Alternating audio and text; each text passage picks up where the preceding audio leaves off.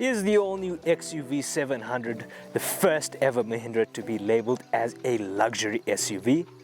Tune in to find out.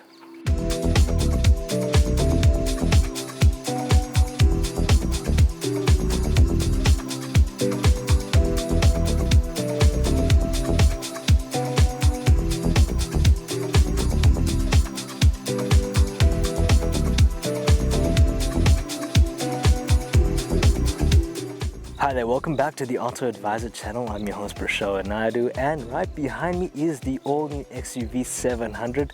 It is definitely a big step up than its predecessor, the XUV500, which is a lot more blander, lacked the zest. This, however, looks a lot more luxurious and has some soul to it, if one could say. And might I say, for the front end, the design looks quite phenomenal. I do like these C-shaped LED headlights, along with this new design badge, which kind of looks like a butterfly, but it is a twin logo. It means the new mantra for the automaker. It means aspirational and authentic, and the color for our test unit is called Everest White, and it looks simply tasteful. Beneath the bonnet of the XUV700 is a 2-liter turbo diesel motor pushing out 140 kilowatts and 380 newton meters of torque. It is paired with a 6-speed automatic transmission, and it feels quite smooth and efficient. So making our way to the side, and a cool feature that stood out for me, which is very much like a Range Rover kind of feature, you simply just press the unlock button and you have retractable smart door handles that pop out. You can simply open it like that, close it, and also from the side details one can see that it also features more black cladding, and you also have functional roof rails at the top. Making our way to the wheels, you have these 18-inch diamond cut alloy wheels that is wrapped in these Apollo 235/60 tires, which are high profile. It's perfect for the pothole ridden roads that we have in South Africa. You also feature this lovely black cladding, and it looks quite robust and ready for the adventures. Getting into the rear end design of the Mahindra XUV700, and I'd say it looks quite the business in terms of its design. It features these lovely arrow-shaped tail lights, along with the lovely skill plate at the bottom. In its terms of its overall appearance, it's very boxy and very modernized per se. As you look back to the old school XUV500, it had a very peculiar design with the moustache-shaped back end, and it definitely has come a long way from the design perspective. And upon entering the boot and its spacing, I'll be honest with you, I tried to scour the internet for the space and the actual figures of how much liters one has available. Even on the Mahindra website, it was not available. But from my estimate, with all the seats down, since this is the AX7L top spec model, you have 7 seats. So with all the third row seats down, I would suspect one gets about 530 liters of boot space available to you. As you can see, I'm sitting in the third row of seats, and I mean, obviously these seats are designed more so for children, younger children. I am 5'9", so I feel like I can fit into this quite comfortably per se. It feels good. It's cozy, if one could say. And upon features in the back seat, you have a 12-volt auxiliary connector along with aircon vents, and obviously these seats are quite plush. These are leatherette seats. They are not full leather, but it does look the part. Now we are in the second row of seats for your passengers, and yes, there is ample room at play. And one will notice you have a Type-C USB port there with your aircon vents.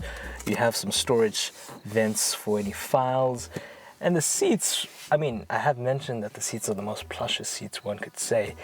They do, however, tend to get a little dirty, and what I've noticed from, because this is a press car, we do have to share the car a lot of times, so you will notice the white shades do tend to get quite brown. You do have an armrest too for 2 drinks, and also you can put it on the sides as well. But overall, I'm impressed, and not to mention this Mahindra's expansive sky roof, which is right above my head. It really opens up this cabin of the car and looks the part of luxe. I like it.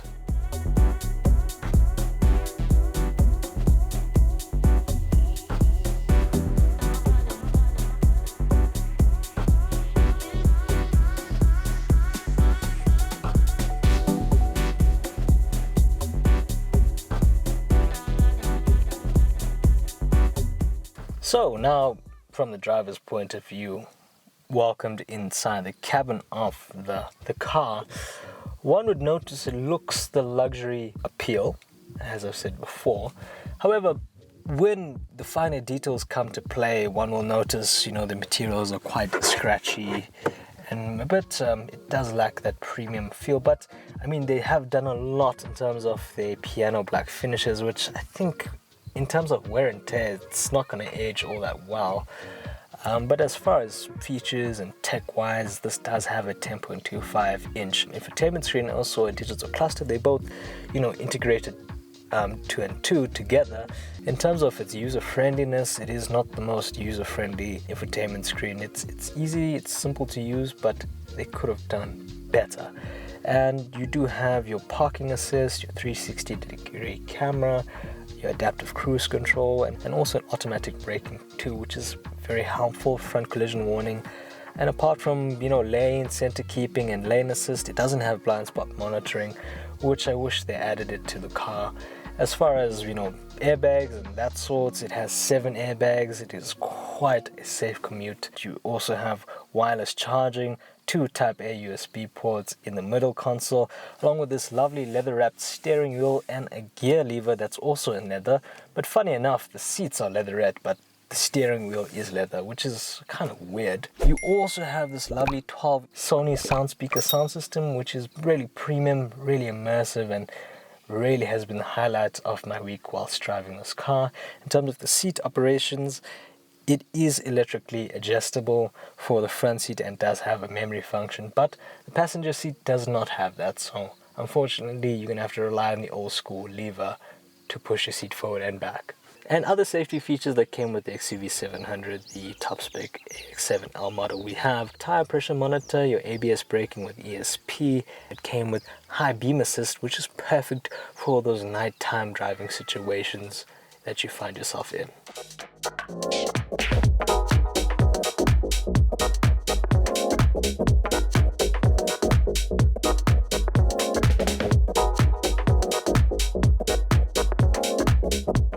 So we are getting into the driving experience of the XUV700, and might I say, the car simply feels, it feels refined, it feels smooth.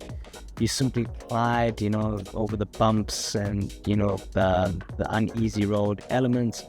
I think that could be due to the good suspension, high-profile tires.